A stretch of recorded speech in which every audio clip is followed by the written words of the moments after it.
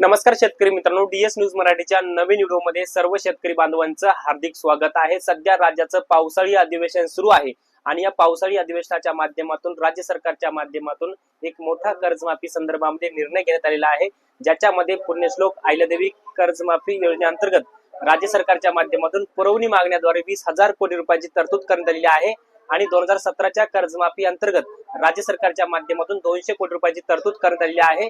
त्यामुळे जी शेतकऱ्यांची थकीत कर्जमाफी होती त्या शेतकऱ्यांना अखेर दिलासा मिळणार आहे आणि राज्याचे मुख्यमंत्री देवेंद्र फडणवीस यांच्या माध्यमातून पावसाळी अधिवेशनामध्ये अशी माहिती दिलेली आहे की पुण्यश्लोक अहिल्यादेवी होळकर कर्जमाफी योजनेला एकूण 36,000 कोटीपेक्षा जास्त निधी लागणार आहे आणि राज्य सरकारच्या माध्यमातून मागच्या अर्थसंकल्पीय अधिवेशनामध्ये शेतकऱ्यांच्या कर्जमाफीसाठी 40,000 कोटी रुपयांचा निधी राज्य सरकारच्या माध्यमातून प्रस्तावित केलेला आहे आणि या कर्जमाफीसाठी राज्यातले 56 लाख शेतकरी पात्र होणार असल्याची माहिती राज्याचे मुख्यमंत्री देवेंद्र फडणवीस यांच्या माध्यमातून अशी माहिती दिलेली आहे।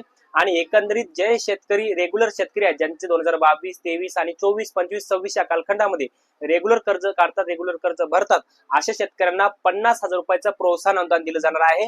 परंतु आपण पाहतो या कर्जमाफीला मोठ्या प्रमाणामध्ये शेतकरी असतील, शेतकरी नेत्यांच्या माध्यमातून विरोध होताना आपण पाहत आहोत, कारण की 2019 मध्ये ज्या शेतकऱ्यांना कर्जमाफी झाली होती त्या शेतकऱ्यांना फक्त 50,000 रुपयाच्या कर्जमाफीचा लाभ होईल अशी त्या कर्जमाफी योजनेमध्ये त्या जीआर मध्ये होती, घोषणा होती आणि त्याच्यामध्ये तशा पद्धतीची अट राज्य सरकारने 1 जूनच्या जीआर मध्ये टाकली होती। परंतु रोहित पवारांचे आंदोलन असेल, रविकांत तुपकरांचं आंदोलन असेल आणि शेतकरी नेत्यांचा विरोध असेल, या सर्व पार्श्वभूमीवर पाहता या पावसाळी अधिवेशनामध्ये शेतकऱ्यांच्या कर्जमाफी संदर्भामध्ये काय तोडगा निघतो किंवा काय बदल होतो हे सुद्धा पाहण्यासारखं आहे।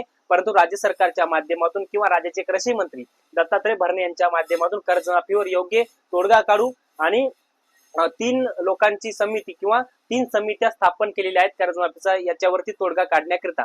परंतु एकंदरीत आता कर्जमाफीसाठी सध्या पावसाळी अधिवेशन हे खूप महत्वाचं आहे आणि कर्जमाफीसाठी जी काही प्रक्रिया आहे ती आता सुरुवात करण्यात आलेली आहे। आता ज्या ज्या शेतकऱ्यांचे कर्जमाफीच्या यादीमध्ये नावं येतील अशा शेतकऱ्यांना आपला आधार प्रमाणीकरण करणं अत्यंत महत्वाचं आणि गरजेचं सुद्धा बनणार आहे। त्यामुळे कर्जमाफीच्या प्रक्रियेला आता सुरुवात झाली असावी असं आपण म्हणू शकतो। पुन्हा एकदा सांगतो, पुण्यश्लोक अहिल्यादेवी होळकर कर्जमाफी योजनेअंतर्गत राज्य सरकारच्या माध्यमातून पहिल्या टप्प्यामध्ये 20,000 कोटींची तरतूद पुरवणी मागणीद्वारे सादर केलेली आहे। आता या पावसाळी अधिवेशनाच्या माध्यमातून 20,000 कोटीच्या निधीची उपलब्धता राज्य सरकार करून देणार आहे आणि 2027च्या कर्जमाफीसाठी 200 कोटींची तरतूद राज्य सरकारने केलेली आहे। पुरवणी मागणीद्वारे हा निधी आता उपलब्ध करून दिला जाणार आहे। तर मित्रांनो, हे छोटासा अपडेट तुम्हाला कसं वाटलं कमेंट बॉक्स मध्ये नक्की कळवा।